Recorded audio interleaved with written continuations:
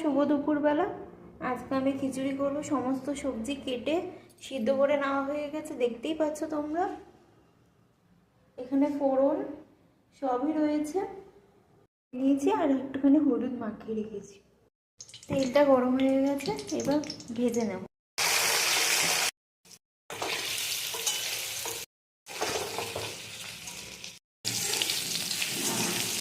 এবার আমি ফোড়নে 5 ফোড়ন, শুকনো লঙ্কা, তেজপাতা আর ওদিকে আদা দিয়ে দেবো। আমি এবার চাল আর ডালটা অল্প অল্প করে দিয়ে মিক্স করব।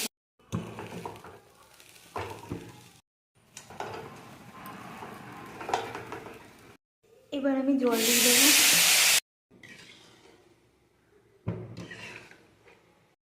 দেখুন ফুটছে, আমি এই টাইমে সব সবজিগুলো দিয়ে দেবো।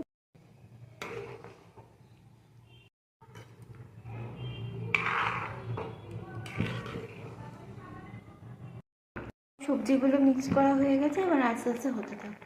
খিচুড়ি হয়ে গেছে, এবার ভাজা জিরের গুঁড়ো দিয়ে নামিয়ে নেব।